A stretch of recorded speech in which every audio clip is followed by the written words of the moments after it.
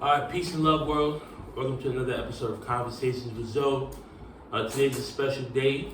Welcome to episode 58, titled Transitions. We have our guest today, co-founder and CEO of 303 Saints, rapper named 303 Saints, musician, entrepreneur, my little brother. Welcome. Happy birthday. Thank you. Born on the 22nd of December. So we're just gonna kick the conversation off with his transition from baseball to where he is now. So we can talk about your baseball career a little bit.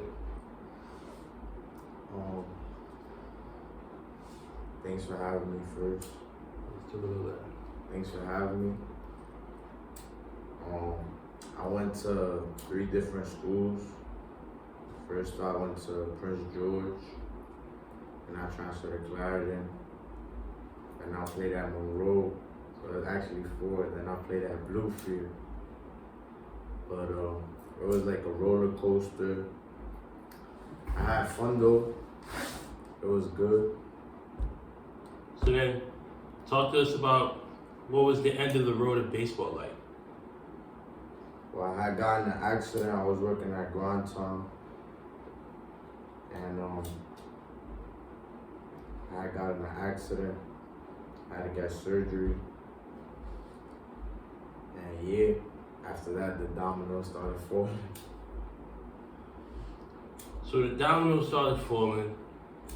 Baseball is no longer really in your life. So then, what was next? I feel like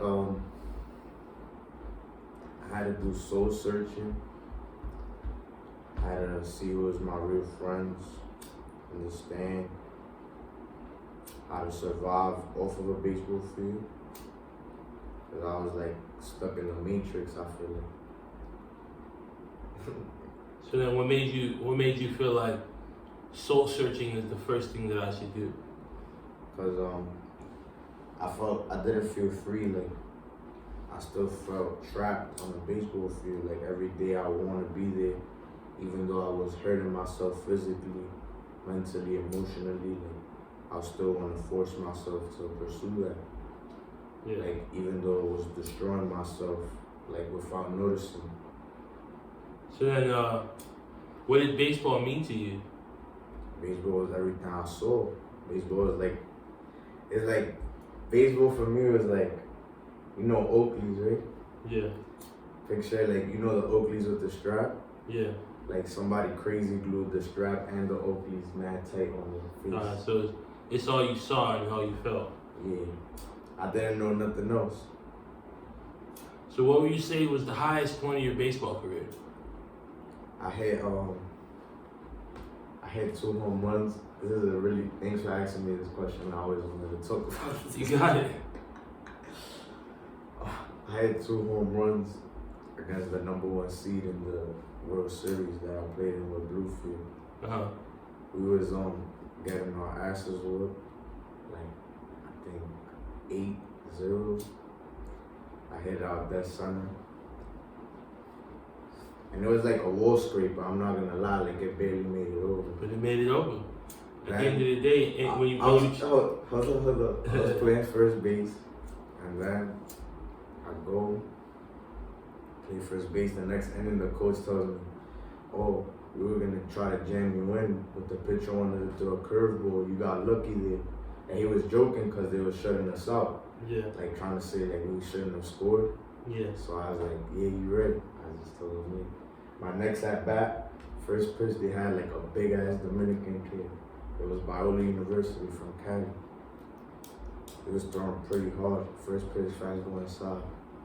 I hit that shit over the lights in the stadium, and I stood at home plate, and my coach was screaming at me because we was getting blown out. Yeah. I enjoyed it. That was my last college at bat, bro. Your last college at bat was a home run. In the World Series against the number 1 seed in that tournament. So then, we're brothers, we're friends. We could ask we could have the real conversation. So, what was your beef with school? Like for the young athletes out there, who think like, I mean, this is a very talented individual. You can look up his college numbers. You can see where he's played. You know, all Division One, right? Everything was Division One for this guy. You know, from different high levels of JUCO. You know, but he didn't get it done in the classroom. So, what was your beef with school? My first 2 years, I don't know if you remember, I was 17 when I graduated high school. So I was like confident because like there were players in the city that was making more noise than me, but they was all 2019 graduating high school. Yeah. I was still getting D1 offers at 17. Yeah. I wasn't making as much noise, but I had an advantage because I had 2 years. Yeah. So I took JUCO lightly, like, you know? Okay. Like, I went in with that mindset, like, yo, I'm one of the youngest people here in this program. You feel me? And Okay. So I didn't really take advantage of the opportunity. But there was people there that was way older than me, and they knew what they was going into, and they wanted it more than me. Yeah. Academically, everywhere, like they were more prepared for that stuff. Yeah. Like I wasn't really aware. You know what I'm saying? Yeah. So, I guess you were, in a nutshell, you were more like, well, I'm nice at baseball. I'm here for baseball. And I'm 17. And I'm 17. So Exactly. you're That was my excuse in my head. And then it went 18, 19. You know what I'm saying? And I was like, I'm 19. Yeah. I've been fucking up all these years. Like I don't have nothing to speak for myself because I couldn't play. Because academically, I would just take myself out of it. Yeah. So, a lesson learned for you young guys out there, you can see that you can have all the talent in the world. You know, you can do anything you want on the baseball diamond, but what does it really matter if you're not able to even get on the diamond? You know, what does it matter if you can't play? You're academically ineligible. And fun fact, I believe, you know, some programs, they hold you to a higher standard with GPAs, but as far as NCAA, you know, you don't need much to play. You know, like, I mean, you know, the term C's get degrees, you know, you don't need much to play. So it's at the end of the day, you know, you got to get it done in the classroom. So, highly talented guy. Fun fact, he's younger than me, but as far as like bat speed and exit velo, I learned that from him. You know, as young and talented as he was, you know, you remember that day when we were at CJ's. I remember I hit 101 for the first time. I was like, whoa, you know, but this guy, you know, he gave me a little tip. You know, here I am, an older guy, learning from a younger guy. So that's almost an advice for older guys. You know, you can get advice and learn from anyone. That's true. You know, like you can be anything in life. In anything in life. In anything you don't in have life. to be in baseball, just life. In life in you general. can learn from anybody. You can learn from anybody. You can learn from a homeless guy on the street. 100%. You know, you can learn from a little kid. Like we're all learning from each other. But you know, I want to take the conversation a little, I would say left, but a little up. You know, I want to talk about my man God, man. What's that relationship like? You know, I've seen you promoted, I mean, with 303 Saints and you know, La Gloria de Dios. You know, you've always been a big advocate for God, you know. So why is that? First off, I feel like I always had good intentions, but I didn't really, I don't know, trial and error, stuff like that. Yeah. But I always wanted to pursue bettering myself and growing. Yeah. And I just feel like having a relationship with God, separating yourself. Yeah. And trying to understand yourself before anything is important. And then trying to understand where you come from. Yeah. Where we going. So what would you think? So what has God done for you in your life and in your journey? First off, God allowed me to wake up today, 23 years old. Amen. 23 years young today, right? So that's a big blessing. You know, God gave you another year. You know, so that means you're still living with purpose. There's still a reason. You're living with intent. Still, you know, there's a reason why God still has you here. You know, tell us more, man. You know, you promote it. We want to hear it. We want to see it. You know. Well, I feel like lately, a lot has been changing in my life, and the only thing that stays the same is God. That's a fact. So, from like back then, from like the Egyptian times, like, you know, back before TV, before news, before phones, before anything that was man-made, God was on earth. Yes. So, yesterday I was having a conversation with my friends, and they were saying that they wanted a time machine. They said they wanted to go to the future. And I said, I'm scared of the future. Yeah.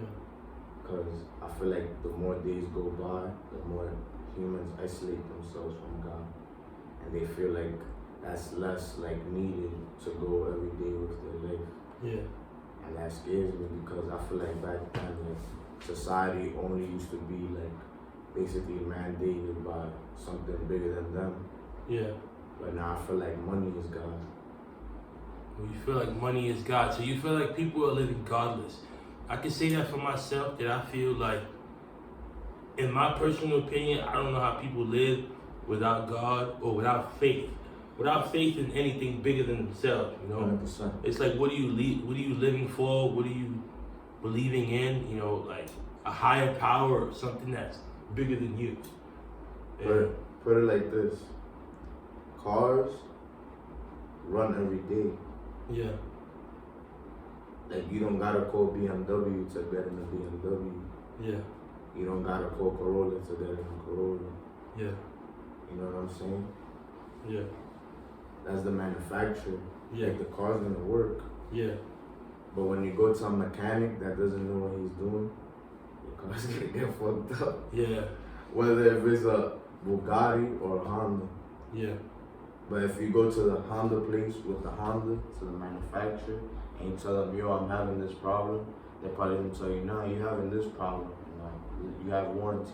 Yeah. You get what I'm saying? I get what you're saying.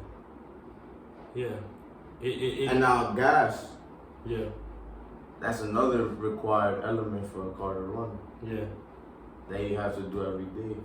So you're saying God Now, like, there's a lot of things that you could do Yeah. before you think about God. before you think about God. But Yeah. when the problem So- happens, So if we tie it back in, it could be positivity, energy, your mindset, how you live, being kind, being generous.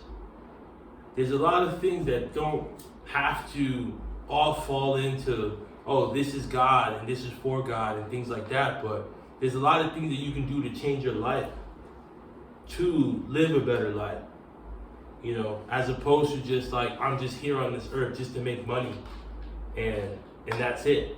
Make money and die. But what about the things like happiness? You know, what about all these other intangible things that you can't touch that are important? And that's why faith is believing in the unseen. is making stuff happen. Is making stuff happen. Creating. You know, and that's the beautiful thing about faith. Like, believing in something bigger than yourself, believing in the unseen. Like, no one's ever really seen God, but you've seen his actions. 100%. And that's why, like, you get so excited when you're talking about, like, you be like, people would think you lying, but you speaking, like, there's no way someone can speak so passionately about something in their life experience. They'd be like, yo, like, everything I love, like, yo, but I feel like not everyone has experienced that, but I feel like people who are living without God or didn't really give God that chance to build that personal relationship. Because like you and I have a personal relationship, but our relationship with God are separate from between us. Even though God brought us together like this, but you have yours and I have mine. And I feel like everyone should have theirs. You know, because it's important. 100%. You know, but I don't feel like everyone sees the value in that. You know? So, present day, 303 Saints, where did that come from? 303 Saints. 303 is a house number from one of my brothers. He's here right now. I'm not gonna say no names, dude. Feel you. And saints is like people that want to grow with God, like people that want to have a relationship with God, want each other. We're like a network. Yeah. Word. So 303 is like the lucky number that I chose from that house number because that's where like my boys used to hang out at. Yeah. And that the saints come from that. Like people on the same page working together. So then, what's your long term vision for, like, what do you envision 303 Saints becoming? Personally, I can't like. I could say what I want it to become, Yeah. but I don't think there's a limit to it. Okay. Like, it's never gonna stop growing. I see what you're saying. So it's almost like endless opportunity. Yeah. So, in what would you, so give us, what would you envision it becoming? Well, one day I wanna make my way back to a baseball field. Mm-hmm. I wanna do it correctly with the right resources Mm-hmm. for everyone, for my workers, for the parents, everything. Yeah. So before we get too in depth with that, what is 303 Saints? 303 Saints is a network. Yeah. But like right now, what are you doing with 303 Saints? Right now I'm making music because I want to just have a voice and I want more people to gravitate toward the name for right now and understand that there's more coming. Yeah. You know what I'm saying? Yeah. Like I feel like I built everything on the fly. Mm-hmm. So right now it's like today is a reflection of it. Yeah. So I feel like I want to become I forgot what you asked me. No, like what do you envision 303 Saints becoming? So like you said, it's something that's endless and that's always gonna continue to grow. But then like right now you're doing the music and you're gonna tie that into the baseball. And you know, those are all great things, but you know, like how is this, like do you see this becoming like Rock Nation, Bad Boy Records, or No, so what do you see it becoming? I can't. It hasn't been done. Like nobody did what I want to do. I can't say it. Like there's no way for me to put it that it's something that's bigger than me. I don't want to control it. I don't want to say what it's gonna do. Gotcha. That's not my job. You got what I'm saying? Yeah. So what is your job? My job is to do what I feel like I have to do. And that is? For right now, is make music, understand music, create relationships through music, like change people's lives through music. That's You deep. know? Like, cause that's like, it's like baseball for me. Like I met a lot of people through baseball. I feel like I've impacted a lot of people's lives through baseball, but I wasn't like trying to do that. Yeah. You got what I'm saying? Like that's something that's endless. You know what I'm saying? So I feel like I'm trying to just apply that same concept to the network that I'm gonna build. Like I basically own the name, but everybody else is just gonna do them. You know what I'm saying? Yeah. But it's gonna tie into that name. So you're 23, I'm 28, so I'm gonna give you the wisdom right now. It's one word.